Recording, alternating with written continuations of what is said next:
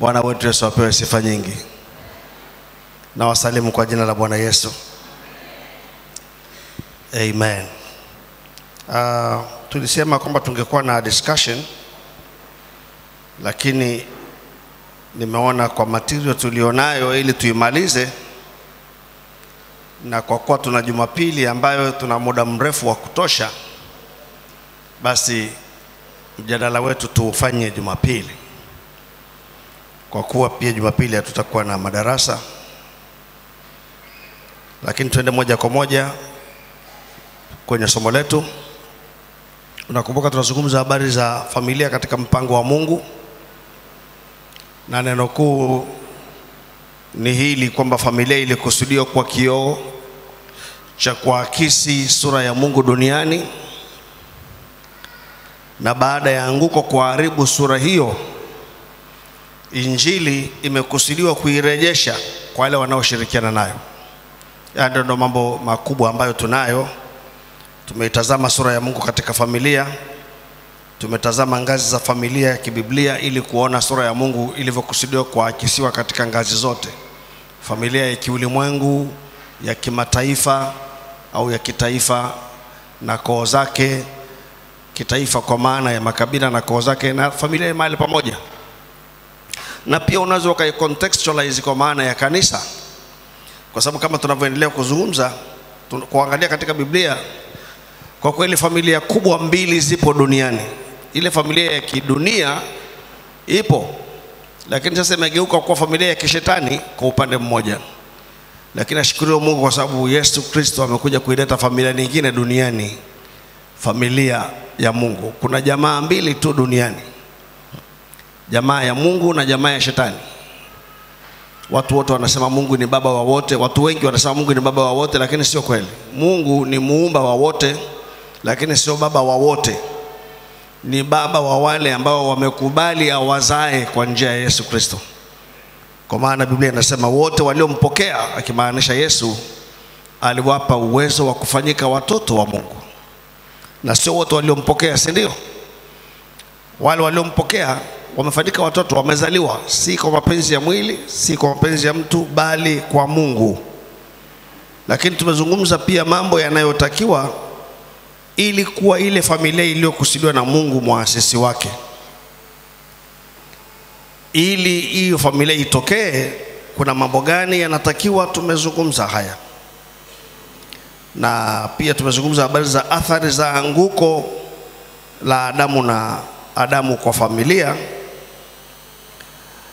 tukiona jinsi ambavyo anguko lilileta mapinduzi makubwa mno, maana lilimfanya mtu azaliwe mara ya pili kwa upande wa giza, akapokea mauti ya kiroho, ambayo kutokana na mauti hiyo mtu anapata mabaya yote na kushiriki tabia za shetani. Kwa amekuwa kwa asili sasa, kwa roho yake mwanadamu ni mtu wa tabia ya yule mwovu. Kwa hata kama akitaka kuonesha sura ya Mungu hawezi, maana hana hiyo sura. Lakini ashukuru Mungu kwa ajili ya Kristo Yesu aliyekuja kutuzaa mara ya pili, kutupa uzao mpya unaofanana na baba yetu wa mbinguni. Bwana Yesu asifiwe.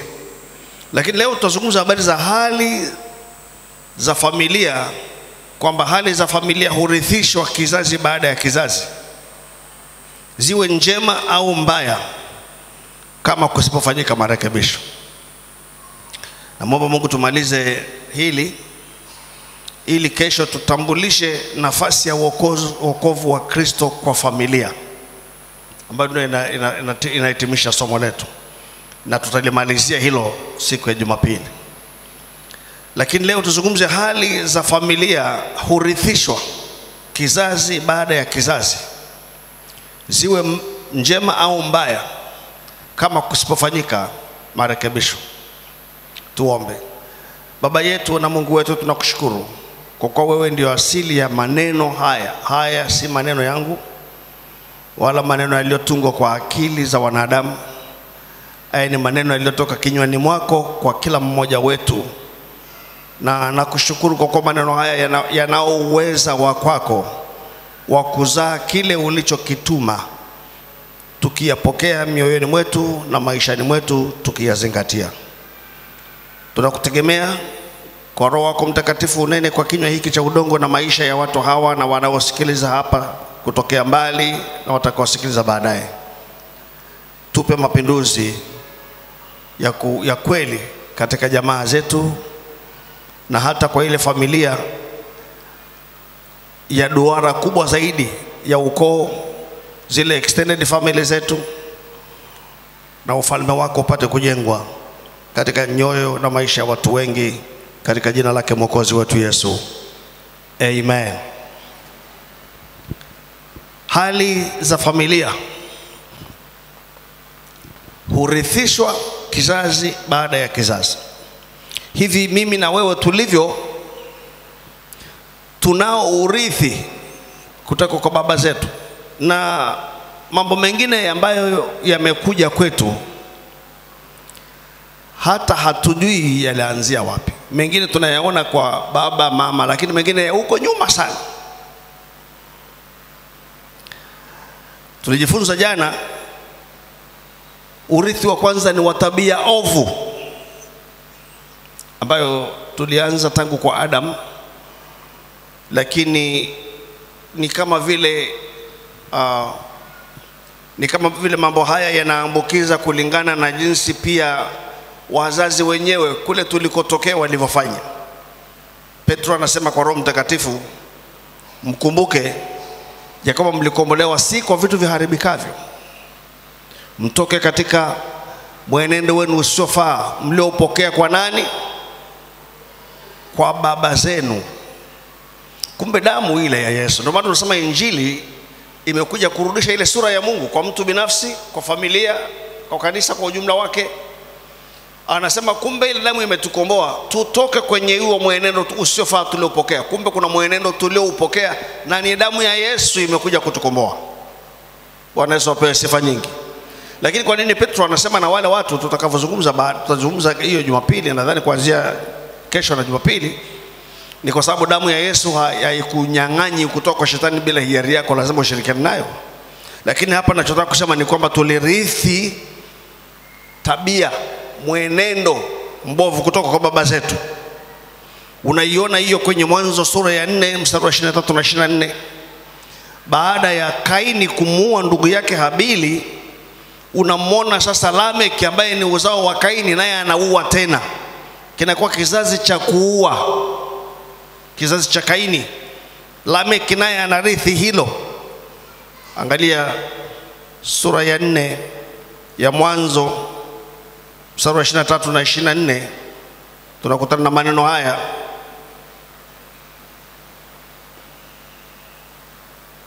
Lameki akawaambia wake zake, sikieni sauti yangu Ada na Sila, enyi wake za Lameki. Sikilizeni usemi wangu, maana nimemuua mtu kwa kunitia jeraha, kijana kwa kunichubua. Yani yeye kijana alimchubua, yeye akalipa kwa kumuua.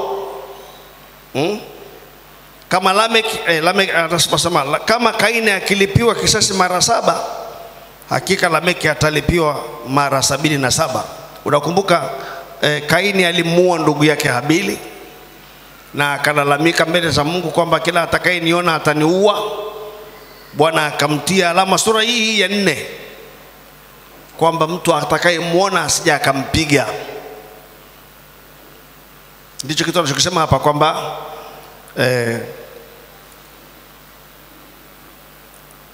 akasema atakayemuua Kaini, mstari wa 15 ukisoma pale, atalipizwa kisasi mara 7. Yani Bwana pamoja na kwamba Kaini amemkosea Mungu na ameua, Bwana kwa wingi wa rehema zake anamlinda tena kwamba asije akalipizwa kisasi kwa kuuawa. Na ndicho kitu Lameki anasema hapa, na mimi nimeua. Kama Kaini akilipizwa mara 7, basi Lameki, yani yeye mwenyewe, atalipizwa 7 mara 70. Unachotaka uone ni kwamba lile jambo linajirudia tena kwa mjukuu wake. Na ukiangalia familia nyingi zina mambo ya kujirudia rudia. Unakuta mambo ambayo baba, babu, nani walifanya yanaonekana pia kwa uzao unaofuata. Ni urithi. Kama jinsi ambavyo magonjwa huambukiza, na yako tunayoambukizana hapa kawaida katika kama tulivyokuwa mfano kama COVID, kama mafua, kama magonjwa ya mlipuko, kama tusipoangalia usafi tunapata maambukizi. Lakini yako magonjwa ya kurithi, si ndio? Si ndio? Kama ilivyo unarithi magonjwa na tabia na hata vitendo. Unajua ukimwangalia mwanadamu, ndio maana tunasema kitendo cha kwamba sisi ni uzao, sio kama malaika ambao kila mmoja ameumbwa peke yake. Kitendo cha kwamba tuwazaliwa maana yake ni sisi ni extension ya yule aliyetuzaa, na vinatoka kwake vitu vinakuja kwetu. Na ni muhimu kufahamu hivi ili wewe uliyezaliwa mara ya pili ujifunze kuidentify, kutambua vitu ambavyo kwenye mwili, rohoni mwako havipo. Sasa umeshazaliwa mara ya pili, lakini kwenye mwili vipo vitu ambavyo vilitoka kwa baba na mama yako na babu na nani. Unahitaji kuvitambua vilivyo visivyo sawa sawa, uvikatilie mbali. Sema amen. Katika kitabu cha Mathayo sura 23 mstari wa 29 mpaka 33 tunakutana na maneno haya ambayo nayo yanatuambia kitu kile kile cha urithi wa mambo mabaya. Sura 23 mstari wa 33 na 34. Mathayo 23 33 na 34. Yesu anawaambia Mafarisayo na viongozi wale, enyi nyoka wana wa majoka, mtaikimbiaje hukumu ya jehanamu? Kwa sababu hiyo mimi natuma kwenu manabii na wenye hekima na waandishi, na wengine wao ninyi mtawaua na kuwasulubisha, na wengine wao mtawapiga katika masinagogi yenu na kuwafukuza mji kwa mji. Ukisoma juu hapo kuanzia mstari wa 20 mpaka kuanzia mstari wa 30, unaona anawaambia ninyi mnasema mnajenga makaburi ya manabii. Mstari wa 29, na kusema kama tungalikuwapo zamani za manabii tusingalishirikiana nao katika damu ya manabii, yani katika kuwaua. Wao ndio waliwaua. Na Bwana Yesu anawaambia kwa kufanya hivyo mnajishuhudia kwamba ninyi ni wana wao waliowaua manabii, kwa kuwa wao waliwaua na ninyi mwajenga maziara. Alafu anawaambia mstari wa 32, kijazeni basi kipimo cha nani? Cha baba zenu. Kwa lugha nyingine uovu wa baba zenu umepimwa mpaka mahali fulani, lakini ninyi mnajazia. Si unakumbuka Mungu alizungumza hata na Ibrahim akamwambia uzao wako utakuwa mgeni katika nchi isiyo yake, na kizazi cha tatu kitarejea hapa, yani kitarejea nchi ya Kanaani. Alafu akamwambia ni kwa nini? Kwa sababu haujatimia uovu wa Waamori bado, yani wenyeji wa nchi wametenda dhambi, lakini kwenye kipimo cha Mungu ule uovu haujatimia, haujafikia mahali pa kutosha kupigwa ili watolewe kwenye nchi ile. Ila Mungu anaforesee kwamba kizazi cha 4 kitakuwa kijajaliza kibaba, kipimo, kikombe cha ghadhabu ya Mungu, cha hukumu zake. Kwa hiyo kitapigwa. Lakini anaposema kujaza kipimo, maana yake kitapigwa kwa makosa yake, lakini huku kipimo hicho au hukumu hiyo ikikumbuka maovu ya wazazi wao. Tuko pamoja?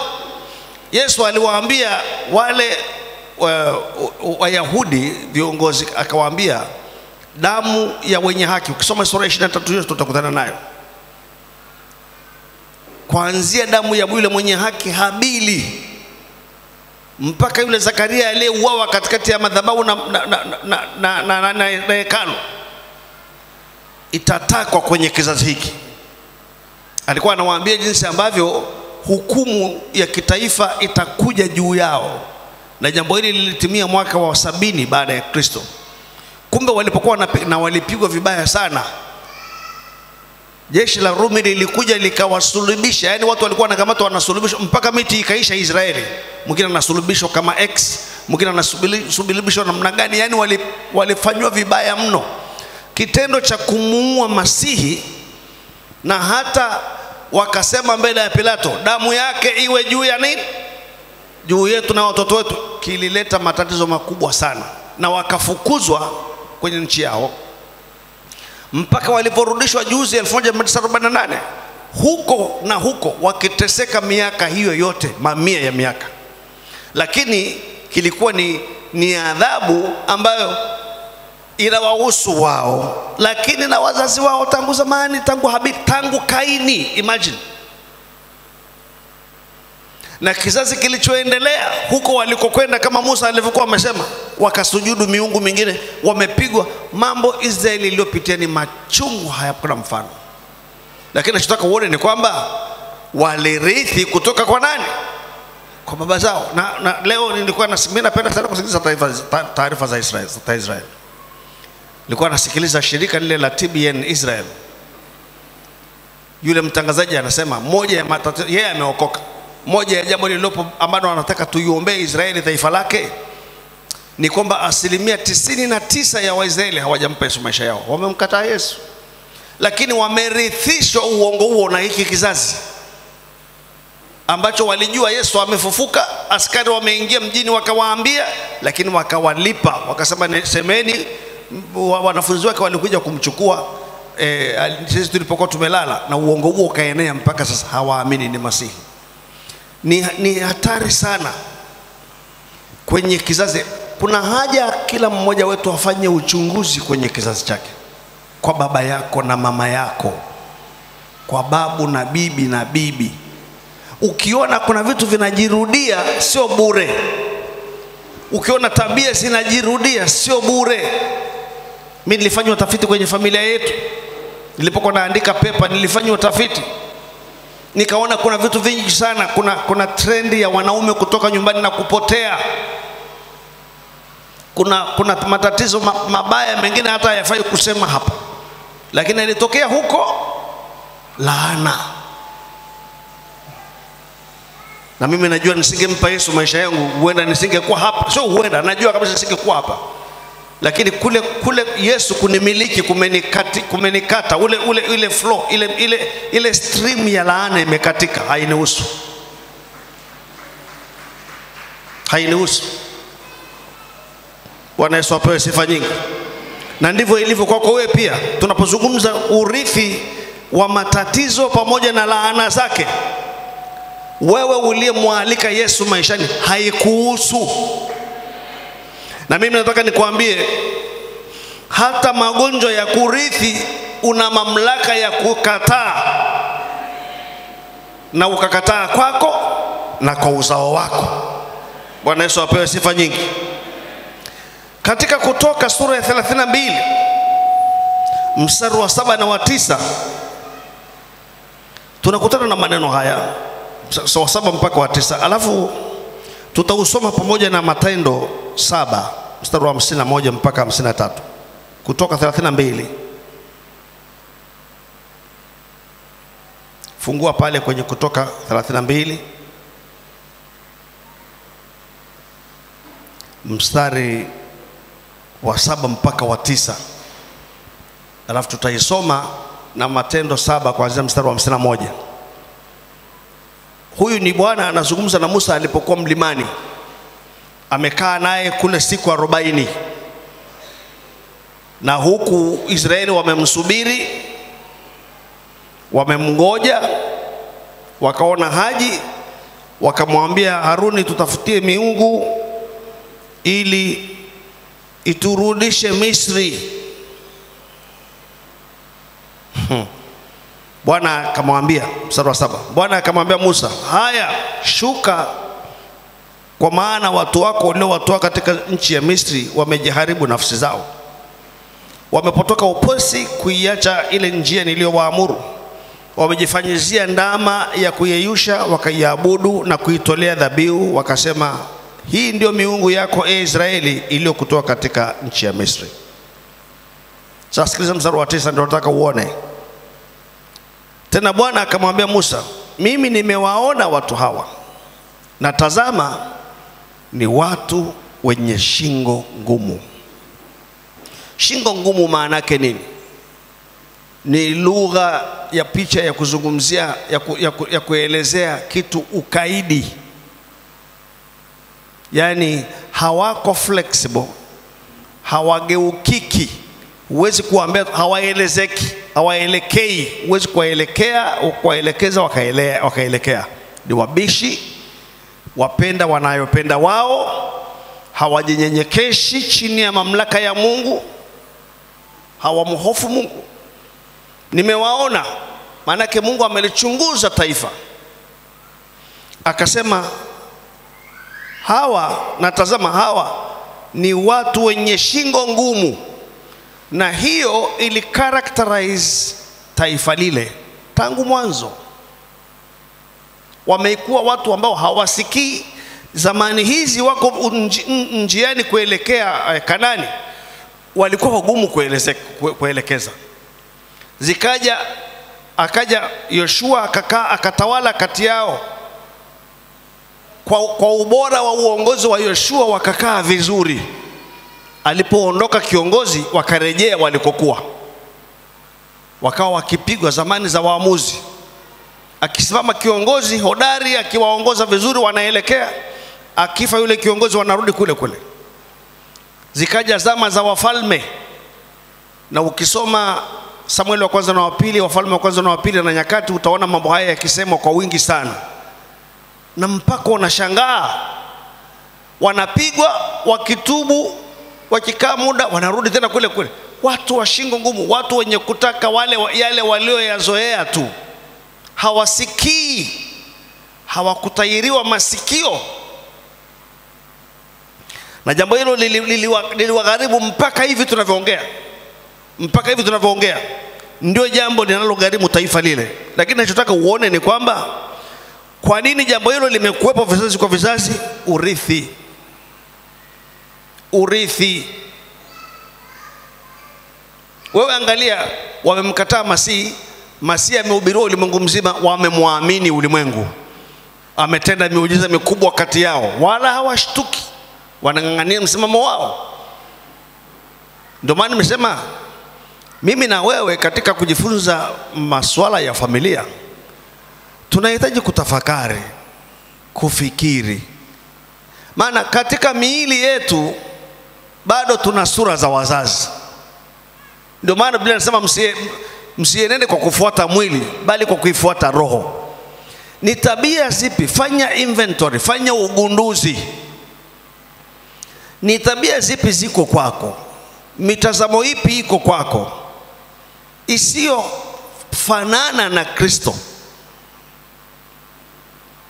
Na familia kwa kweli ni karibu zote. Kuna kitu kasiko sawa kwenye familia ambako utakakuta kako huko. Ndio maana hata wakati mwingine ukoo mzima unaweza kuusema pamoja na tofauti za mmoja baina ya mwingine, lakini unakuta kuna mambo ambayo yako kwenye ukoo huo.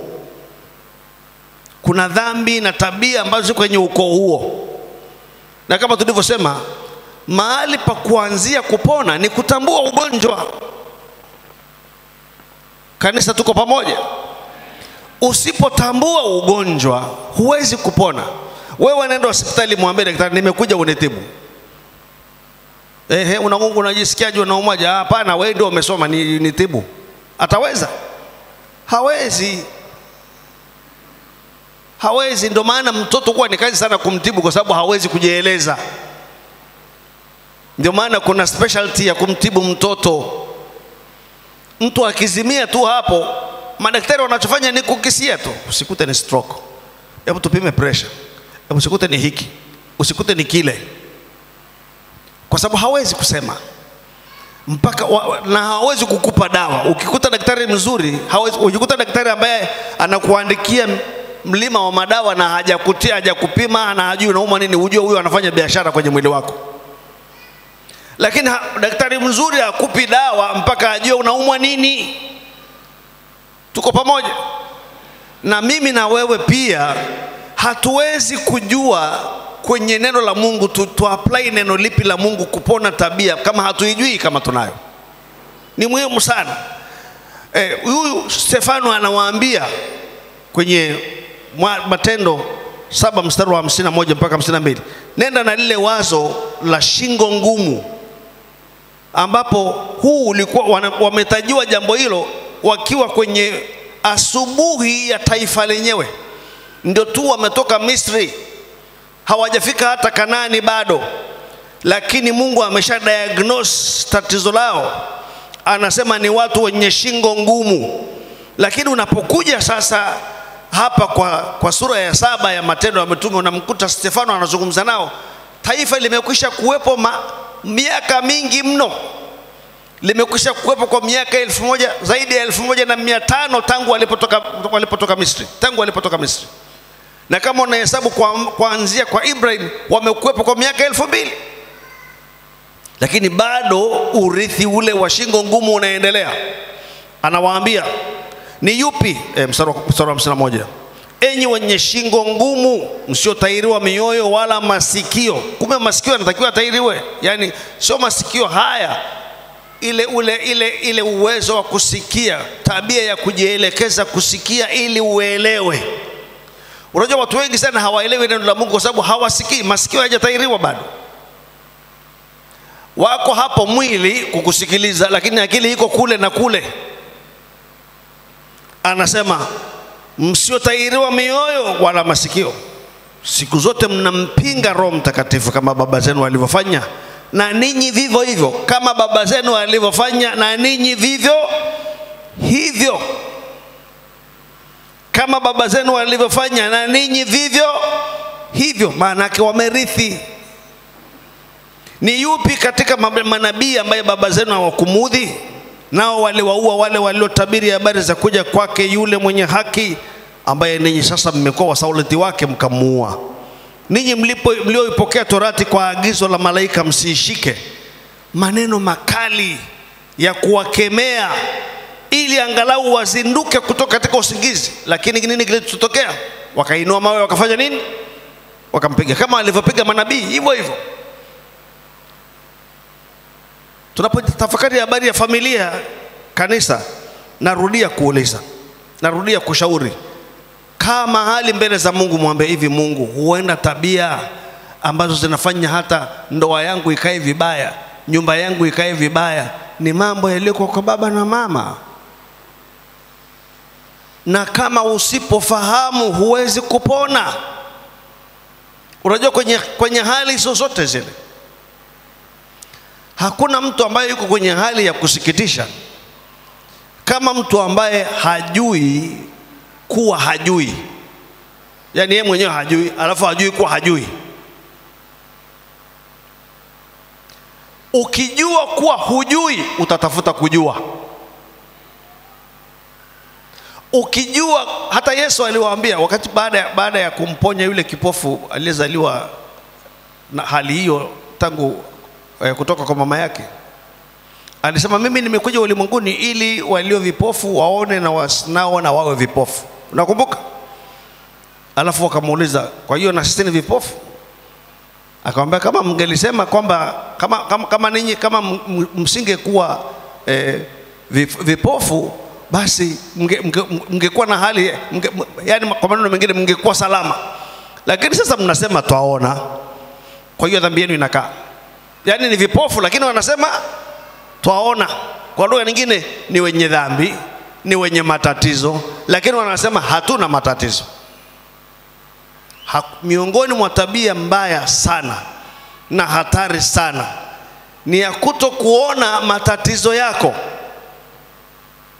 Ndio maana nasema ukitaka kuwa Mkristo unayepiga hatua kwa Mungu, uwe mtu unayejikagua, unayejisemesha pasipo kujihurumia, pasipo kujipendelea.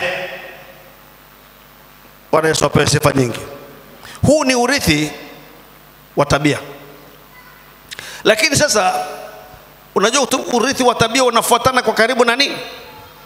Urithi wa laana. Laana ni nini ndugu zangu? Laana ni mabaya mbalimbali anayotakiwa mtu na yakaelekezwa kwake kwa sababu ya maovu yake. Unaposema kwa mfano usilaani, maana yake usimtakie mtu nini? Mabaya. Sasa sio kutakia, sio tu ni mabaya ambayo mtu ametakiwa, lakini pia kwa kutakiwa hivyo yameelekezwa. Sio Unajua kuna watu wengine wanafikiri kwamba kumtakia mtu kitu ni kibaya, ni kumtakia tu. Ni kuelekeza mabaya kwake. Ndio maana maandiko yanasema tusilaani. Sasa kuna mabaya mengi sana yameelekezwa kwa watu. Baya la kwanza ambalo ni kubwa kuliko yote lililofuata dhambi za Adamu ilikuwa ni nini? Kifo, yani mauti. Mauti. Lakini unapotembea na Biblia utaona miongoni mwa mabaya ambayo yameambatana na watu ni pamoja na kifo cha mapema. Sasa sisemi kila mtu anayekufa kwa kifo cha mapema maana yake ni hii. Lakini hebu fungua kwenye kitabu cha Samueli wa kwanza sura ya 2 mstari wa 30 mpaka 33. Na kuna familia zenye hali hiyo duniani kote. Wengine wakifika miaka 30 mpaka 33 watakufa. Hakuna anayevuka pale. Samueli sura ya 2.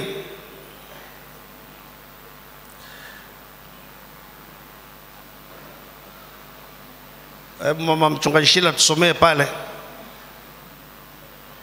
Si kama unayo naona unayo. Samueli sura ya 2. Mstari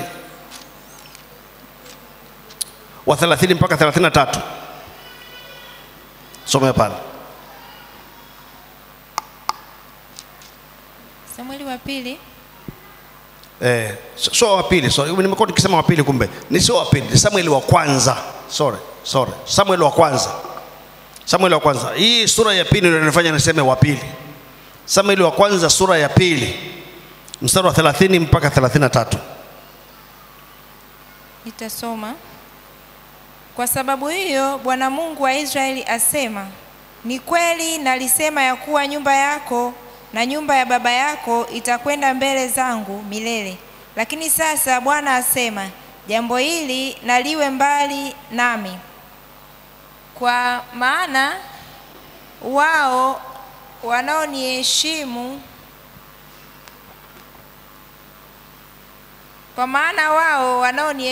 nitawaheshimu, na wao wanaonidharau watahesabiwa kuwa si kitu.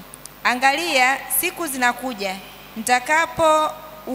nitakapoukata mkono wako na mkono wa mbari ya baba yako, hata nyumbani mwako hakutakuwako mzee. Hiyo ni laana inayokuja kwenye nyumba ya Eli. Anasema atakata mkono wake. Nawe utalitazama teso la maskani yangu katika utajiri wote watakaopewa Israeli, wala nyumbani mwako hata kuwako mzee milele. Nyumbani mwako hata kuwako mzee milele. 33. Tena mtu wa kwako ambaye sitamtenga na madhabahu yangu atakuwa mtu wa kukupofusha macho na kukuhuzunisha moyo. Tena wazao wote wa nyumba yako watakufa wapatapo kuwa watu wazima. Yani anakuwa tu mtu mzima anakufa. Tafakari kitu kibaya namna gani? Imagine unakuwa na watoto anatimiza miaka 30, 32 hayupo. Mwingine anafika ndio kwanza amechanua, anapata kazi, anaanza kukaa vizuri, ameondoka. Jamani, haiumi hiyo jambo? Linauma sana. Kwa nini tunataka kutembea kwenye maandiko? Unajua watu wanaishi tu duniani hawajui kinachotokea. Kuna misingi. Na siku hizi, katika siku za leo tunazoishi hizi, misingi mingi sana ya maisha watu hawaijui, hawana habari nayo.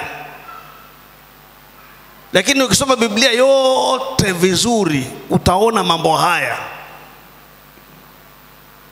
Na wale watu wa zamani walikuwa sensitive nayo. Walijua kifanya mambo haya unaweza kupatikana na mabaya, walijua. Muda usingetutosha tu kutembea kwenye maandiko yote. Lakini hiyo haya ni mabaya ya aina moja. Kifo cha mapema. Lakini kuna kingine ambacho kinawahusu watu wote duniani. na watu wakitofautiana mbalimbali kwa namna fulani au kwa namna moja au nyingine kwenye hilo kitu kinaitwa laana ya Torati. Na kuna baraka za Torati na laana ya Torati. Lakini kabla ya kusoma, jiandae kunifungulia Mama Shila Kumbukumbu 28 mstari wa 15 mpaka 61. Tutasoma tu mpaka pale nitakwambia, lakini wewe andika yote. Unayeandika andika 28 mstari wa 15 mpaka 61. Tutasoma tu baadhi, lakini nikaisoma yote nyumbani. Wakati tunajiandaa kusoma, nikwambie, unaposikia Torati, labda nitakushangaza nikikwambia watu wanatembea katika laana ya Torati leo duniani kote. Torati ni nini? Unasema lakini Torati ilishatimizwa mchungaji. Ndio, imeshatimizwa, lakini watu wanatembea katika laana yake. Ngoja nikueleze inakuwaje. Torati ni nini? Torati ulikuwa ni ufunuo wa matakwa ya haki ya Mungu kwa mwanadamu. Hivyo ndivyo Mungu alivyokuwa anataka kwa wanadamu. Najua katika Torati hiyo kuna vitu specific kwa Israeli, najua, lakini Torati sio vile vitu specific tu, ni pamoja na zile moral laws, zile sheria za maisha zinazokusudia kutawala maisha. Kwa mfano, utasema Torati ilisema usiue. Sasa kwa hiyo ni Torati, kwa kuwa ni Torati ilisema, leo tunaruhusiwa kuua? Torati ilisema usizini, tuseme ilikuwa ni Torati, kwa hiyo leo tuzini? Hapana. Torati, ndio maana maandiko yanasema hivi kwenye kitabu cha Warumi sura 8, anasema sasa basi hakuna hukumu ya adhabu juu yao walio katika Kristo Yesu, wale ambao, anasema kwa sababu sheria ya roho uzima ule ulio katika Kristo Yesu imeniacha huru mbali na sheria ya dhambi na Torati. Alafu anasema mstari wa 3, ili maagizo ya Torati yatimizwe ndani yetu sisi kanisa, tusienenda kwa kufuata mwili bali kwa kuifuata roho. Kumbe hata sisi kanisa, maagizo ya Torati yanatimizwa wapi? Ndani yetu. Kilichofanyika ni nini ndugu zangu kwenye Torati? Kilichofanyika ni Mungu alihamisha Torati iliyokuwa imeandikwa kwenye vibao vya mawe, akaihamishia kwenye roho zetu. Ndivyo anavyosema. Alisema nitaziandika sheria zangu katika mioyo yao na katika nia zao. But the same principles, kwa sababu Mungu ni yule yule. Sasa wale ambao hawakuzitii zile amri za Mungu, kwamba walikuwa ndani ya Torati au walikuwa nje ya Torati, wanaambatana na laana ya kutokuzitii hizo amri, ambazo ni nini? Ni ufunuo wa matakwa ya haki ya Mungu kwa wanadamu. Kwenye Agano Jipya tuna neema hii kwamba wakati wale walitakiwa wazitimize zote ndio wahesabiwa wenye haki, sisi Yesu ametutimizia. Tunapompokea tunapewa ile haki kama zawadi. Lakini tukishapewa kama zawadi, lazima tuende katika mwanga wa neema hiyo. Neema hiyo inatuokoa, lakini haishi pale. Inatufundisha kukataa ubaya na tamaa za kidunia, ili tuishi kwa kiasi na haki na utauwa katika ulimwengu wa sasa. Tito 2 sura ya 2 mstari wa 11. Tito sura ya 2 mstari wa 11. Kwa maagizo yale yanapokiukwa, watu wanaishi kwa, na ndio maana dunia, ni kuambieni siri, ina magonjwa mengi, ina matatizo mengi. Na tumesema ya kwamba Injili Yesu amekuja kutuokoa nayo. Tutaizungumza hiyo vizuri kesho na kesho kutwa. Soma pale kuanzia mstari wa 11, mstari wa 15. Lakini itakuwa usipotaka kuisikiza sauti ya Bwana Mungu wako, usiangalie kufanya maagizo yake yote na amri zake ni kuagizazo hivi leo, ndipo zitakapokujia laana hizi zote na kukupata. Utalaaniwa mjini, utalaaniwa na mashambani. Litalaaniwa kapu lako na chombo chako cha kukandia. Utalaaniwa uzao lako na uzao wa nchi yako. Rudia mstari wa 18. Utalaaniwa uzao wa tumbo lako na uzao wa nchi yako, maongeo ya ng'ombe wako na wadogo wa kondoo zako. Angalia sasa, nilisema ni mstari wa 15 mpaka wa 61. Actually unaweza kumaliza sura yote ya 28, lakini nataka uone mistari michache hapa. Laana imetaja kwao na uzao wao. Yaani nampata mtu laana, lakini sio yeye tu, na uzao wa tumbo lake, na uzao wa nchi yake, na maongeo ya ng'ombe wake, na wadogo wa kondoo wake. Ndugu zangu, nisikilizeni. Matokeo ya kumwasi Mungu ni mabaya mno, na moja ya vitu vibaya sana hayampati tu yeye aliyefanya hivyo, ana pass on kwenye kizazi kinachofuata. Kitu kibaya sana. Ashukuriwe Mungu, katika uzao wake anaweza, kila mmoja ana will, anaweza yeyote katika uzao akimgeukia Mungu akamwishia, Mungu atamuokoa nayo. Hilo ndio jambo jema kuhusu hilo. Hilo ndio jambo jema. Unamkumbuka Yabesi? Wakati amesoma habari za Yabesi. Yabesi hata kuzaliwa kwake kulikuwa kwa uchungu, na ndio maana jina lake Yabesi. Lakini alibadilisha hatima ya maisha yake, mwelekeo, na maandiko yanasema alikuwa bora, alikuwa mtu mwenye heshima kuliko ndugu zake. Kwa nini? Kwa sababu aliamua, mimi sitaki kwenda na mtiririko huu. Akamlingana Mungu, yani akaomba, akasema lau kwamba ungenibarikia kweli kweli. Na maandiko yanasema Bwana akamsikiliza. Mungu ni mwenye haki. Lakini kizazi kilicho chini ya laana kinakuwa na tendency ya kufanya kama baba zao. Unajua kwa nini laana inawapata? Kwanza wanapokea tabia zile pia za baba zao. Kwa hiyo laana inayohusu tabia zile nayo inakuja juu yao. Jamaa yote inakuwa na tendency hiyo. Na nilipokuwa naandika pepa kuhusiana na swala la familia, watu wameandika vitu mbalimbali kwamba hata vile sio vibaya tu, ndio maana tunasema kwamba hata vizuri. Utafiti umefanyika ukaonekana kwamba vitu vinawafuata vilivyowatokea baba na mababu na babu duniani.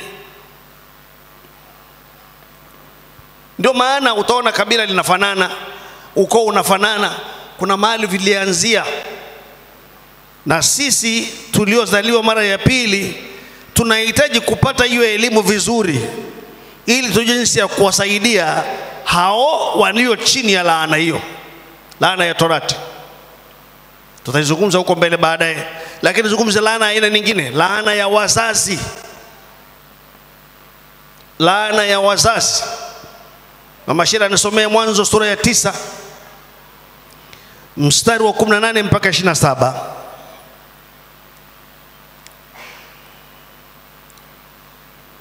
Mwanzo sura ya 9 mstari wa 18 mpaka 27, tusomee pale. Sasa tunashughulika na laana ya nini?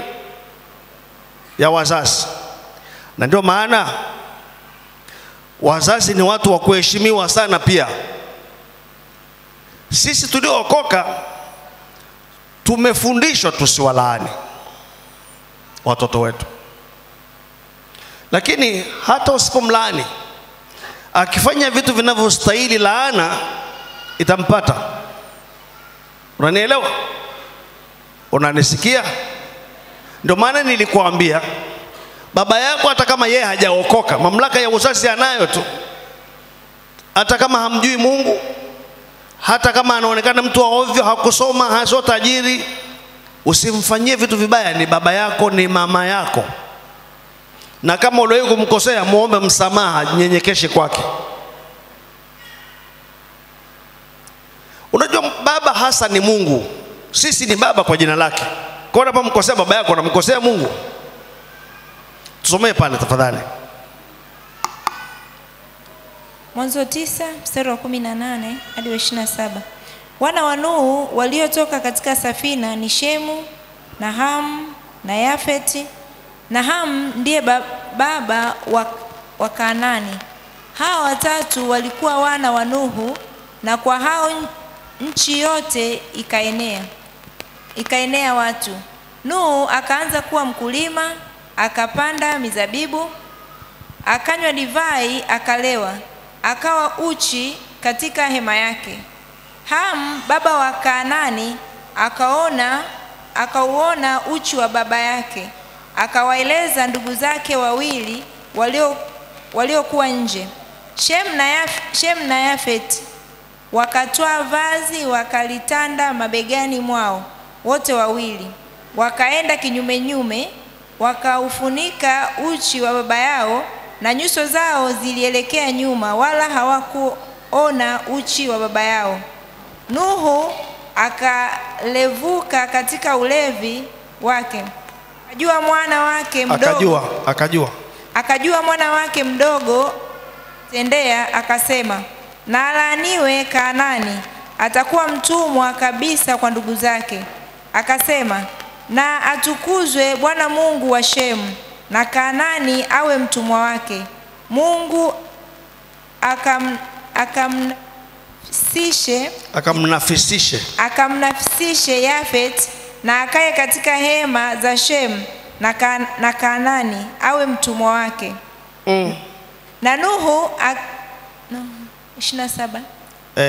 Rudia tena mistari miwili ya mwisho. Akasema, mstari wa 26. Akasema, na atukuzwe Bwana Mungu wa Shemu, na Kanaani awe mtumwa wake. Mungu akamnafisishe Yafeti, akamnafisishe Yafeti, na akae katika hema za Shemu. Maana ya kumnafisisha unajua? Ni kumuongeza, yani kumpanua, awe na upana wa eneo. Enlarge. Tuko pamoja? Na unajua Shemu ndio Israel na makabila yote yanayotokana na Shemu. Lakini niwaambieni, wazungu ni akina Yafet, na angalia walivyopanuka. Tuko pamoja? Nasema tuko pamoja. Lakini turejee kwenye story hii hapa, tuitazame. Huyu alichokifanya Nuhu cha kulewa hata kwa uchi ni kitu kizuri? Nauliza, ni kitu kizuri? Ijapokuwa hakutembea huko barabarani, alikuwa kwenye hema yake, lakini sio kitu kizuri. Alikosa self control mahali palipompasa sana, nyumbani kwake, kwenye familia yake. Lakini Hamu alipoona jambo lile, ilimpasa kuona vibaya na kumsitiri baba yake aibu. Badala yake akaenda akatangaza, yani kaenda kumsema baba yake. Unajua wakati mwingine tunasema mambo alafu tunasema lakini hakuna neno, kwa sababu ni kweli. Kuna mambo hayapaswi kusema tu hata kama ni kweli. Kawaambia ndugu zake, mzee huko mambo yameharibika. Waliposikia Shem mzaliwa wa kwanza na Yafet, wao hawakusherehekea makosa ya baba yao. Siku za leo tunaishi kwenye kizazi cha watu wasioheshimu kabisa wazazi wao, wanaoweza kubishana nao, wanaweza kunena vibaya nao. Ukikosa kumstahi mzazi ni hatari kubwa sana. Angalia walivyofanya Shem na Ham na Yafet. Wao wakafunika uchi wa baba yao. Yani unajua Biblia inasema upendo ufanya nini? Husitiri wingi wa dhambi. Hawakwenda kumfunika hata wakiwa wanamwangalia. Wakachukua mavazi wakaenda kinyume, wakamfunika, wakanyamaza. Sasa angalia maneno yaliyomtoka mzee yule. Kamfanya, na angalia, hakusema neno juu ya Hamu. Alisema neno juu ya nani? Kanaani, mtoto wa Hamu. Si yeye, kwa lugha nyingine ni kama amemwambia, wewe nawe una mtoto. Mtoto wako atapata matatizo. Kwa sababu wewe ni mtoto, umekosa kuniheshimu mimi. na wewe una nani, na mtoto wako atakuwa anapata matatizo. Na unaposema mtoto pale sio individual, ni pamoja na kabila lote la Kanani. Ndio wale waliokuja kufukuzwa na nani, na Israeli na makabila yaliyoambatana nayo pale. Watoto wa Hamu ni wengi ukisoma. Kuna huyo Kanani ambaye aliishia Mashariki ya Kati pale. Lakini kuna Misri, kama unavyomjua Misri ni mtoto ni mmoja wa watoto wa Kanani. Kuna kina Lut na kadhalika, unaenda kusoma pale. Lakini ikaelekezwa kwa Kanaani. Kuna sababu. Kweli hata mimi ndio kufikiri watoto wote wa Hamu ikiwa ni pamoja na Misri na Afrika walilaaniwa, lakini ukweli ni kwamba sio, haikuelekezwa kwa watoto wote wa Hamu. Ile ilielekezwa kwa mtoto mmoja wa Hamu ambaye ni nani? Kanani. Na ikawafuata vizazi na vizazi, hawakuweza kuponyoka. Hawakuweza kuponyoka. Laana ya wazazi. Lakini tuende kwenye mfano mwingine. Kwenye sura ya 35 mwanzo ile tusomee tena pale Mashila. Mstari wa 21 na 22, alafu unganisha na sura ya 49 mstari wa kwanza na wa pili. Kwanza mpaka wa 4, sorry.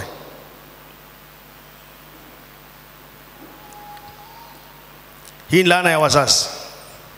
Mwanzo 35 21 22, soma pale. Nitasoma 35 22. 21 na 22. Kisha akasafiri Israeli, akapiga hema yake upande wa pili wa mnara wa Edeni.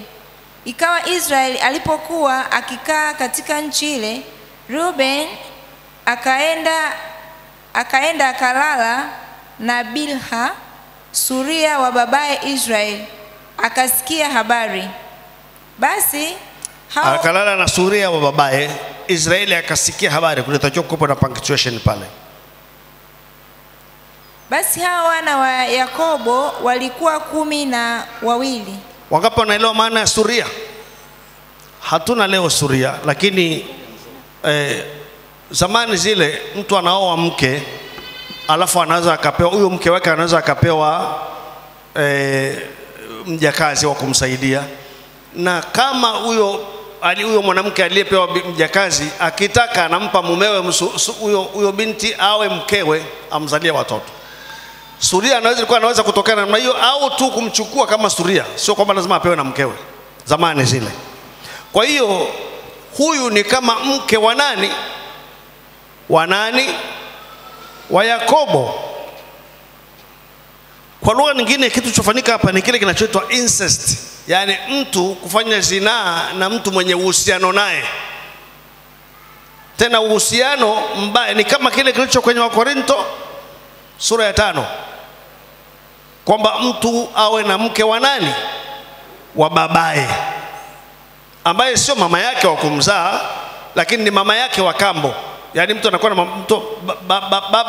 mke wa baba yako, wewe unafanya zinaa naye. Ndicho kitu kitafanyika hapa. Alafu maandiko yanasema Israeli akasikia nini? Habari. Inaishia tu pale. Lakini tuende kwenye matokeo, sura ya 49 mstari wa kwanza mpaka wa 4. Mwanzo 49 mstari wa kwanza mpaka wa 4. Mungu tena Yakobo akawaita wanawe akasema, kusanyikeni ili niwaambie yatakayowapata siku za mwisho. Kusanyikeni msikie, enyi wana wa Yakobo. Msikilizeni Israeli baba yenu. Ruben mzaliwa wangu wa kwanza. Tunamkumbuka Ruben. Ruben ndiye aliyefanya mambo yale mabaya, sio? Ndio, endelea. Nguvu zangu na malimbuko ya uwezo wangu. Umewapita wengine kwa ukuu na kwa nguvu. Umeruka mpaka kama maji. Basi usiwe na ukuu, kwa sababu ulikipanda kitanda cha baba yako, ukakitia unajisi. alikipandia kitanda changu. Actually natakiwa kusomeka ulikipandia kitanda changu. Huyu ni mzaliwa wa kwanza mwenye sehemu mara mbili ya urithi kwa ndugu zake, na mwenye heshima kuliko wenzake wote 12. Lakini kwa kosa lile anaambiwa asiwe na nini? Asiwe na ukuu. Akaondolewa heshima ya mzaliwa wa kwanza. Na mzee anatamka tu, basi usiwe na ukuu. Na ndivyo ilivyokuwa mpaka mwisho. Kabila la Rubeni sio namba 1. Ijapokuwa sasa angalia, ni yeye Rubeni, lakini kabila zima vizazi na vizazi vina suffer consequences. Laana ya nani? Ya mzazi. Laana ya mzazi. Vipo leo vitu vya namna hiyo.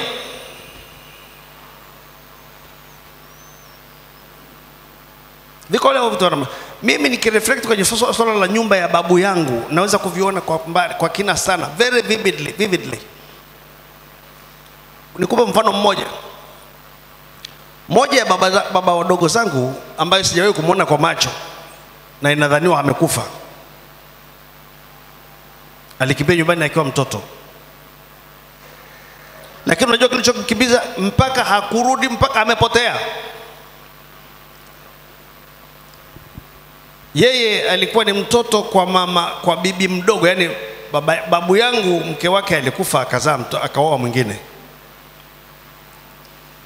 Na babu yangu kwa bibi yangu ambaye ndio mke wake mkubwa, alikuwa na mtoto mmoja tu wa kiume, wengine ni akina dada, shangazi zangu. Lakini alipooa wa pili akapata watoto wa kiume tu, wa kike nadhani alipatikana mmoja akafa. Lakini siku moja sasa, kwa sababu ya hiyo, ndio maana nasema dysfunctional families, yule aliyeolewa kwenye mji akaona, kwa sababu babu yangu mimi alioa mke wa pili, wakati mtoto wake wa kiume ambaye ni baba yangu mimi ni mkubwa sana kiasi cha kutosha kwa watoto kwa baba wao watoto watakaozaliwa, mkubwa mno. Kwa hiyo uongozi wa familia akapewa baba yangu, kwa sababu kwanza ndiye mtoto wa kwanza wa kiume, lakini ni mkubwa sana kwao kiasi ambacho anaweza kuwa baba yao.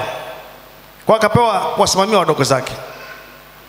Ila mke mdogo wa babu, ndizo taarifa zilizoko nyumbani, alipoona kwamba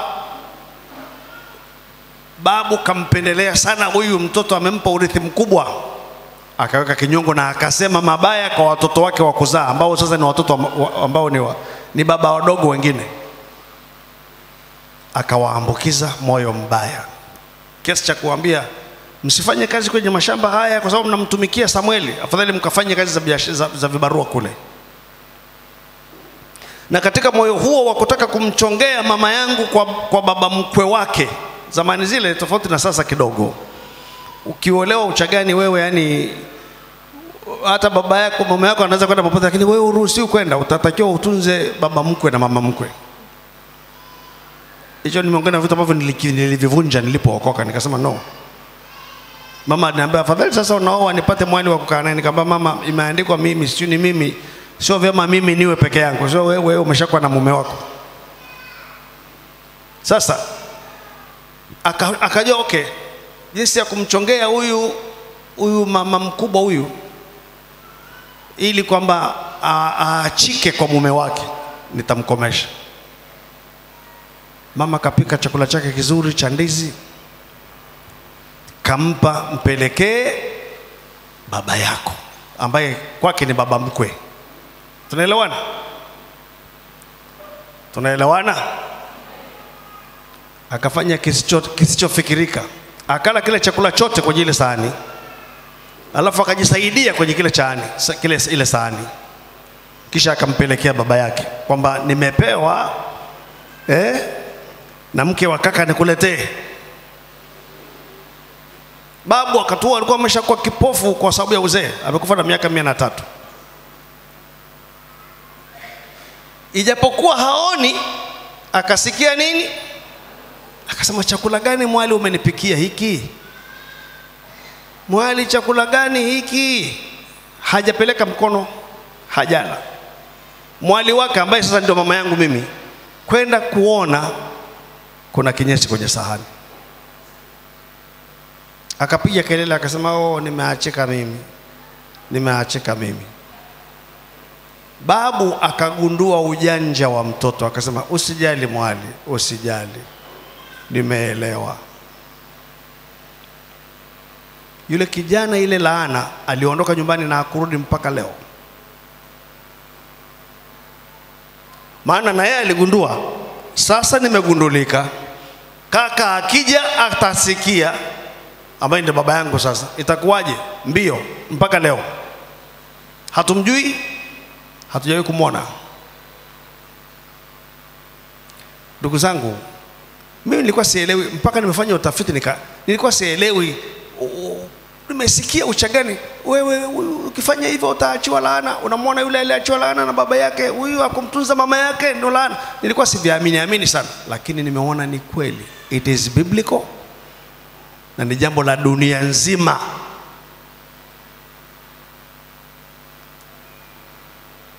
Wazee wale wakikwambia, unanifanyia hivi mwanangu, ikawe hivi na hivi, itakuwa.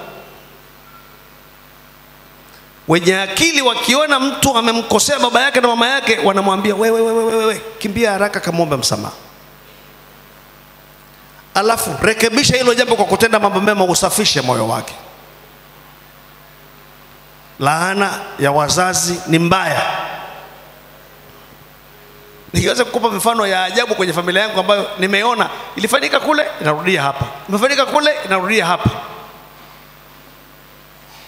Lakini nimemwomba Mungu, si mimi nimeshaokoka, basi kuanzia hapa iishie huko, huku na watoto wangu na familia yangu na wajukuu zangu waende sawa sawa.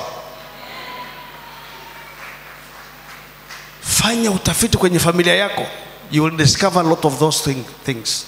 Ni familia chache sana zisizokuwa na haya mambo.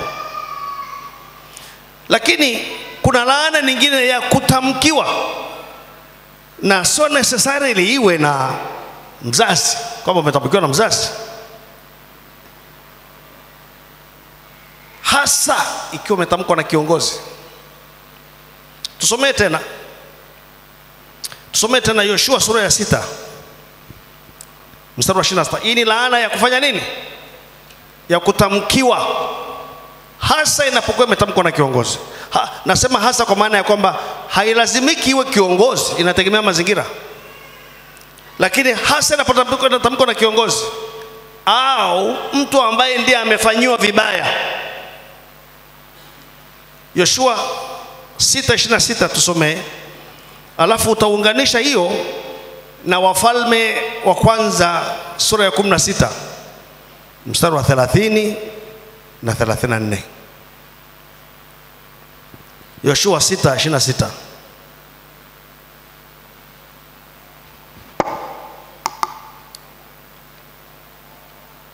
Yoshua 6 mstari wa 26. Na Yoshua akawaapisha kiapo wakati ule akasema, na alaniwe mbele za Bwana mtu yule atakayeinuka na kuujenga tena mji huu wa Yeriko. Ataweka msingi wake wa kufiliwa. Kwa kufiliwa. Ataweka msingi wake kwa kufiliwa, tena Soma taratibu bwana. Ataweka msingi wake kwa kufiliwa, mzaliwa wa kwanza wake.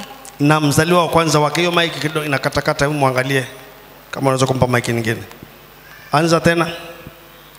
Naye Yoshua akawaapisha kiapo wakati ule akasema, na alaniwe mbele za Bwana mtu yule atakayeinuka na kuujenga tena mji huu wa Yeriko. Ataweka msingi wake kufiliwa na mzaliwa wa kwanza wake, tena atayasimamisha malango yake kwa kufiliwa na mtoto wake mwanamume aliye mdogo. Unganisha hilo sasa. Laana, yani wameubomoa mji wa Yeriko, na Bwana alikuwa amesema utajengwa tena. Alafu Yoshua anajua huko baadaye kuna tokea mtu mmoja asiye na adabu ataujenga. Sasa anatangaza, alaaniwe mtu yule mbele za Bwana atakayejenga tena mji huu. Ataweka msingi, yani unaujenga mji, unaweka msingi wa mji, maana miji ilikuwa inazungushwa ukuta. Ukiweka tu msingi, ukimaliza, mtoto wako kwanza anafanya nini? Anakufa. Unainua zile nguzo, unamaliza, anakufa mtoto wa kiume wa mwisho. Ni mapigo hayo. Lakini nachotaka uone, hii laana ya kutamkwa, ametamkwa tu, lakini nampata mtu huko asiyekuwa na asiyehusika hata, wala ambaye hakuwepo. Isome pamoja na Wafalme wa pili, Wafalme wa kwanza sura ya 16 mstari wa 33 na 34, inakwenda pamoja nayo, tunaona utimizo wake pale.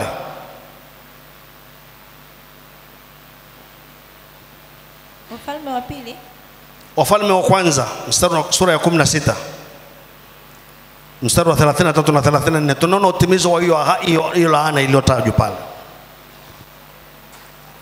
Wafalme wa kwanza sura ya 16 mstari wa 33 na 34. 33 na 34.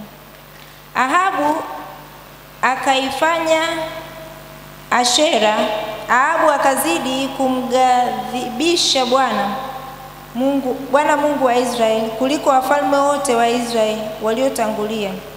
Katika siku zake Hieli Mbetheli akajenga Yeriko, akatia misingi yake kwa kufiwa na Abraham mzaliwa wake wa kwanza, na kuyaweka malango yake kwa kufiwa na mwana wake mdogo Segubu, sawasawa na neno la Bwana alilolinena kwa Yoshua mwana wa Nuni. Limekuwa kumbe ni neno la nani lile? Na Bwana. Imetumia hapa kwa mtu anaitwa Hieli Mbetheli, mtu wa Bethel. Akaijenga Yeriko kinyume na maagizo. Alipoweka msingi akafiwa na Abiramu mzaliwa wake wa kwanza. Alipoweka malango anaanza kufanya finishing, akafiwa na mtoto wake mdogo Segubu. Sasa unajiuliza, alipokufa mtoto wa kwanza si angaacha? Ndio shingo ngumu, shingo ngumu, laana ya kutamkiwa. Nikupe nyingine ambayo kwa sababu ya muda wangu taomba ukasome nyumbani.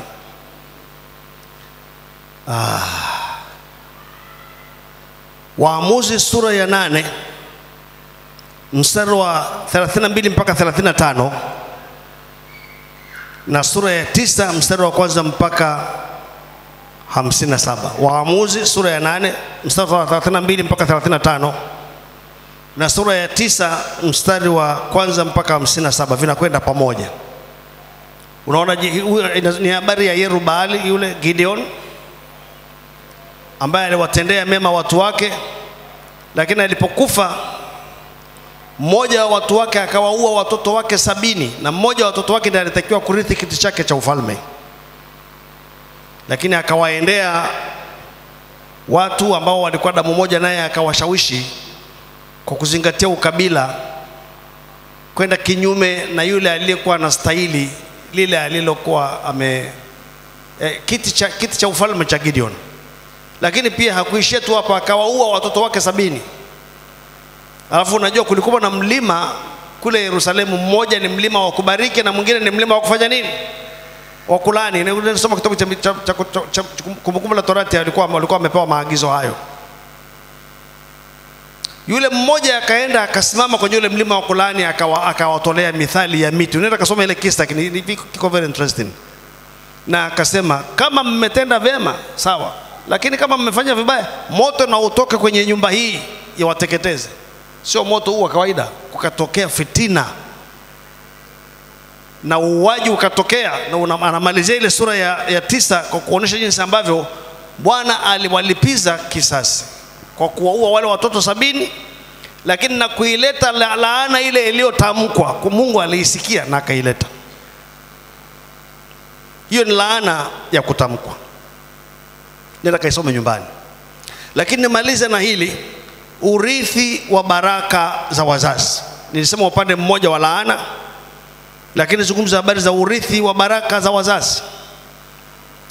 Wazazi wana nafasi ya kubariki, na kama tutakavyoona kesho na kesho kutwa, sisi pia katika Agano Jipya tumeitwa kurithi baraka kwa upande mmoja, na pili kubariki. Tunayo mamlaka ya kubariki. Bwana Yesu apewe sifa nyingi. Jamani, nasema Bwana Yesu asifiwe.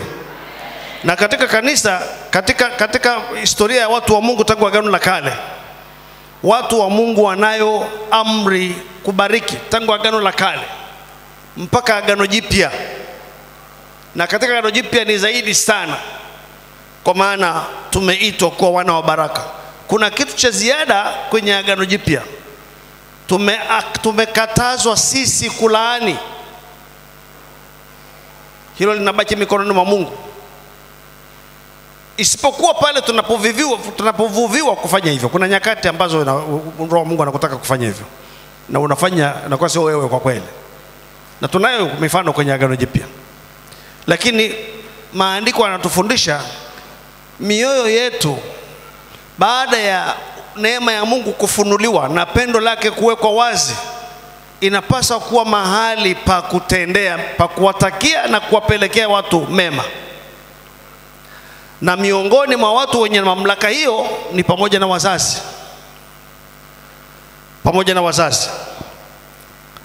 Baraka za wazazi. Mwanzo sura ya 9 tulisoma pale mstari wa 21 mpaka 27. Na sura ya 27 mstari wa kwanza mpaka 40. Na sura ya 48 na 49. Ngoja tuangalie baadhi ya maandiko hapa. Sura ya 21 mpaka sura ya 9 mstari wa 21 mpaka 27 tulimuona Nuhu akitamka baraka kwa akina Shemu na nani na Yafet. Lakini sura ya 27, twende pale sura ya 27, tusomee kwanza mstari wa kwanza.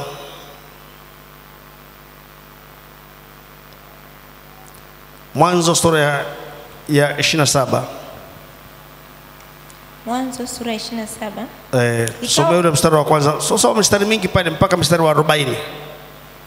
Ikawa Isaka alipokuwa mzee na macho yake yamepofuka asione, akamuita Esau mwanawe mkubwa, akamwambia, mwanangu. Naye akamuitikia, mimi hapa. Akasema, tazama sasa mimi nimekuwa mzee, wala sijui siku ya kufa kwangu. Basi nakuomba, chukua mata yako, podo lako na upinde wako, ukaende nyikani uniwindie mawindo, ukanifanyie chakula kitamu namna ile nipendayo, ukaniletee ili nile, na roho yangu ikubariki kabla sijafa. Na Rebeka, angalia lugha, ukaniletee mawindo nile, alafu nini ikubariki? Nini ikubariki? Roho yangu ikubariki kabla sijafa. Kwa lugha nyingine, anataka aweze kutrigger baraka kutoka kwa baba yake. Kuna kitu kinachochokoza baraka kutoka kwa mzazi. Mtendee mema. Mwambie jirani yako, mtendee baba yako mema. Itachokoza roho yake kukubariki, maana ziko baraka. Endelea kusoma. Rebeka akamwambia Yakobo mwanawe akisema, angalia, nimemsikia baba yako akisema na Esau ndugu yako akinena, niletee mawindo ukanifanyie chakula kitamu ili nile na kukubariki mbele za Bwana kabla ya kufa kwangu. Basi mwanangu, sikiliza sauti yangu kama nitakavyokuagiza. Enenda sasa kundini ukanitwalie wana mbuzi wawili walio wema, nami nitawafanya chakula kitamu kwa baba yako namna ile apendayo. Namna ile aipendayo. Yani ukitaka huyo mzee akubariki, mtengeneze namna apendayo, sio namna unayotaka wewe. Kisha ni chakula, ni mavazi, ni kitu gani? Maana yake ibariki roho yake. Amen. Amen. Na kwa nini huyu mwanamke anafanya hivi? Maana watu wengine wanasema sasa kwa nini huyu Rebeka akafanya hivi? Si alimzunguka ndugu yake. Ilikuwa imetamkwa baraka tangu tumboni mwa mama yake. Yakobo huyu alikuwa ameshaambia, ukisoma maandiko anasema, na tena tulisoma juzi hapa, aliposhindana watoto waliposhindana tumboni, akaenda akamuuliza Bwana, si ndio? Unakumbuka? Akaambiwaje? Mataifa mawili yako tumboni mwako, na mdogo atamtumikia mkubwa atamtumikia mdogo. Kwa maneno mengine, Yakobo alishatamkiwa baraka kabla hajazaliwa, na Isaka alifahamu. Lakini kwenye familia ya Isaka na Yakobo kulitokea tatizo la kugawanya watoto. Yakobo kwa sababu alikaa nyumbani, hatoki. Yeye ni mtu ambaye mama yake anamtuma, anaenda mara moja anarudi. Mama anampenda mtoto namna hiyo, si ndio? Lakini Esau alikuwa ni outgoing, ni mtu ambaye yeye sio kukaa nyumbani, huko na upinde wake. Na akifika akimkuta swala anamkamata, anamuua, anamletea baba yake mawindo. Isaka akasema, huyu si ndiye mtoto? Ananiletea chakula huyu. Huyu mwenzake hapa kazi kukaa na mama yake tu hapa, kutumwa nenda kwa jirani, nenda lete maji, nenda lete nini. Usigawanya watoto kwenye familia, unatengeneza matatizo. Watoto wote ni watoto. Sasa kwa sababu ya matatizo haya, Rebeka alijua kwamba Isaka alipaswa kurejea kwenye neno la Bwana tangu mwanzo. Mbaraka mkubwa unatakiwa kwenda kwa Yakobo. Tuko pamoja? Okay, endelea kusoma. Kisha utampelekea baba yako apate kula ili akubariki kabla ya kufa kwake. Yakobo akamwambia Rebeka mamaye, Esau ndugu yangu ni mtu mwenye malaika na mimi ni mtu laini. Anaposema malaika unaelewa so malaika wa mbinguni maana yake ni vile nywele nyingi ile. Na nilikwambia wakati ule alikuwa na nywele nyingi kiasi ambacho ukimshika mbuzi na yeye wanafanana. Labda baba yangu atanipapasa nami nitakuwa machoni pake kama mdanganyifu, nami nitaleta juu yangu laana wala si baraka. Mamaye akamwambia, laana yako na iwe juu yangu mwanangu. Usikie sauti yangu tu, enenda ukaniletee wanambuzi. Akaenda akawatwaa akamletea mamaye. Mamaye akafanya chakula kitamu namna ile aliyoipenda babaye. Unaona siri ya kina mama wanajua namna ile ambayo mume anapenda na wanamtengenezea hiyo hiyo. Na yeye maskini Isaka akafikiri anayetengeneza ni nani? Ni Yakobo. Akafikiri ni Esau, sawa kabisa. Akafikiri ni Esau, kumbe mama yake. Endelea. Kisha Rebeka akatoa mavazi mazuri ya Esau mwanawe mkubwa aliyokuwa nayo nyumbani, akamvika Yakobo mwanawe mdogo, na ngozi za wanambuzi akamvika mikononi na katika ulaini wa shingo yake, naye akampa Yakobo mwanaye mikononi mwake hicho chakula kitamu na mkate alioufanya. Akaja kwa baba yake akasema, babangu. Akasema, mimi hapa. Nani wewe mwanangu? Yakobo akamwambia babaye, mimi ni Esau mzaliwa wako wa kwanza. Nimefanya kama ulivyoniambia. Ondoka tafadhali ukae kitako ule mawindo yangu ili roho yako inibariki. Isaka akamuuliza mwanawe, imekuwaje umepata upesi namna hii mwanangu? Akasema, kwa sababu Bwana Mungu wako amenifanikisha. Isaka akamwambia Yakobo, karibu tafadhali ili nikupapase mwanangu, nione kwamba wewe ndiwe mwanangu Esau kama sio. Basi Yakobo akamkaribia Isaka babaye, naye akampapasa akasema, sauti ni sauti ya Yakobo, lakini mikono ni mikono ya Esau. Wala hakumtambua kwa maana mikono yake ilikuwa kama mikono ya Esau ndugu yake yenye malaika. Basi akambariki, akamuuliza, wewe ndiye kweli mwanangu Esau? Akasema, ndimi. Akasema, niletee karibu nami nipate kula mawindo ya mwanangu, ili roho yangu ikubariki. Akamsogezea karibu, naye akala, kisha akamletea mvinyo akanywa. Isaka baba yake akamwambia, njoo karibu sasa, ukanibusu mwanangu. Akakaribia akambusu, naye akasikia harufu ya mavazi yake, akambariki. Unaona jinsi ile mama alivyokuwa mjanja. Yaani alijua hata mtoto, unajua kila mtu ana harufu.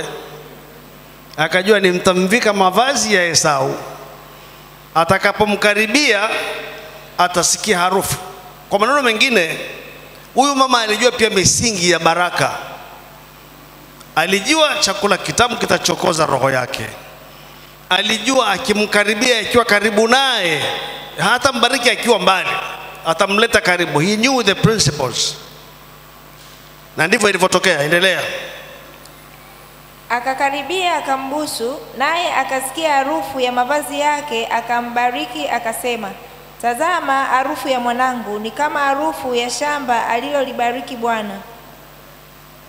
Mungu na akupe ya umande wa mbinguni na ya manono ya nchi, na wingi wa nafaka na mvinyo. Mataifa na wakutumikie, na makabila wakusujudie. Uwe bwana wa ndugu zako, na wana wa mama yako na wakusujudie. Atakaye kulaani alaaniwe, na atakaye kubariki abarikiwe. Na hiyo yuko mpaka leo. Usije ukawalaani Israeli ukafikiri utakuwa salama. Endelea. Ikawa Isaka alipokwisha kumbariki Yakobo, na alipokuwa Yakobo ndiyo kwanza ametoka mbele ya Isaka baba yake, mara Esau ndugu yake akaja kutoka katika kuwinda kwake. Ukisoma hizi baraka alizombariki ni mambo makubwa. Kwa lugha nyingine, alimtajirisha. Alimpa wingi wa nafaka, alimpa utawala kwa mataifa na kwa ndugu zake. Anaposema wakusujudie, maana yake wakutumikie. Tuko pamoja? Tuko pamoja? Na alimpa kwa kutamka. Unajua, ngoja nikwambie principle moja hapa. Kwa nini alisema roho yako ikubariki? Na kwa nini alipomkaribia ndio akaanza kusema? Unapobariki mtu wa Mungu, unapobariki unasikiliza rohoni kila ambacho kinakuja rohoni. Ndio maana kubariki ni kama kutabiri. Na unaona maneno haya, atakaye kulaani alaaniwe, yalisemwa kwake mwenyewe Yakobo, ya Isaka, yalisemwa pia kwa Ibrahimu, si ndio? Tuko pamoja? Ni mbaraka wa kimasihi pia unaoambatana naye.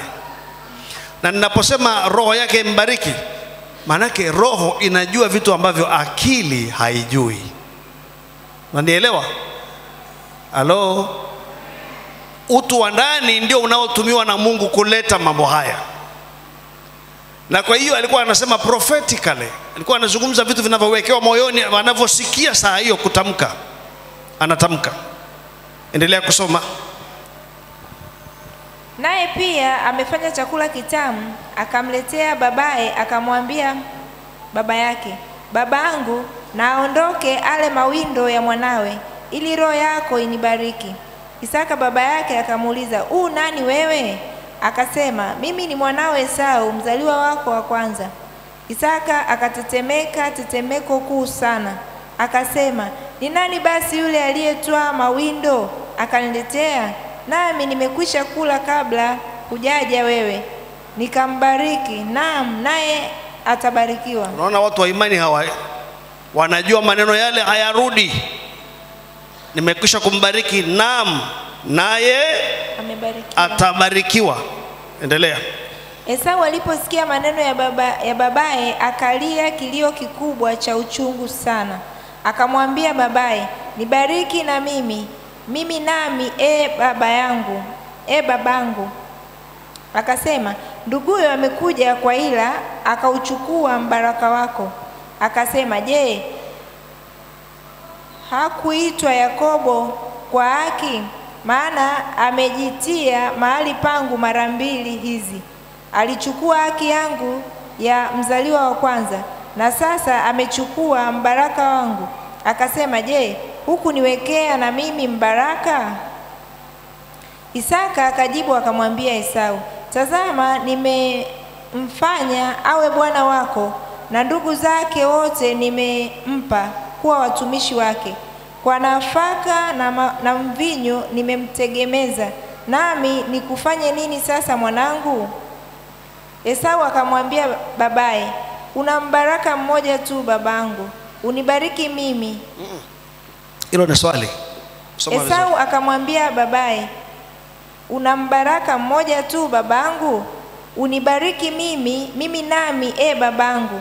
Esau akapaza sauti yake akalia.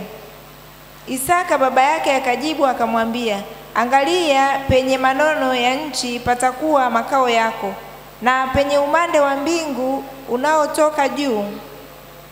Kwa upanga wako wewe utaishi, nawe utamtumikia nduguyo, na itakuwa utakapoponyoka utalivunja kongwa lake katika shingo yako. Na ukifuatilia hii utakuta kwamba ilikuja kutimia kwa mfalme fulani hivi yule ambaye, yani Esau kwa maana ya watu wa Edomu, wa Edomi walikuwa watumwa wa Daudi. Baadaye mfalme mmoja wapo yule akafanya matatizo na Edomi wakaasi juu ya Daudi, juu ya Israeli. Hata leo maandiko yanasema ndipo alipoponyoka akavunja konga lake. Ndio maana nasema baraka ni kama prophecy, ni kama unabii. Lakini andiko lingine nikupe wewe ukalisome nyumbani. Nenda kasome jinsi ambavyo Yakobo aliwabariki. Ukikaa kama muda wetu tumesogea kidogo, lakini nilikuwa natamani sana tuzungumze misingi ya baraka kama wazazi wanavyobariki, na jinsi ambavyo pande zote mbili zinavyohusika. Lakini nenda kasome Mwanzo 48 na 49. Kwenye Mwanzo 48 unamkuta Yakobo anawabariki watoto wa Yusufu, Manase na Efraim. Alafu ana cross mikono kwamba baraka wa mkono wa kuume uje kwa huyu na wa mkono wa kushoto uje kwa huyu. Alafu Yusufu anaondoa mkono, anataka kurekebisha, maana anaona wa kwanza ni huyu, anamwambia hapana mwanangu, najua. Ndio maana nasema mambo haya hutoka rohoni, ni prophetic. Na sura ya 4, sura ya 49 anawabariki.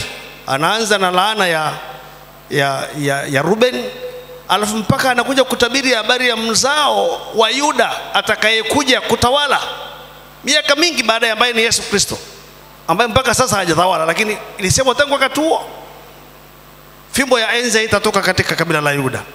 Ndugu zangu, sikilizeni, mambo ya rohoni ni mazito mno, na unapozungumza mambo yanayokwenda kwa vizazi na vizazi, yakitokea kwa wazazi, yakiwa ni mema au yakiwa ni mabaya, kwa lugha nyingine yakiwa ni baraka au yakiwa ni laana, ni mambo ya kuangalia sana, kwa sababu matokeo yake yanafika mbali mno na yanagusa watu wengi mno.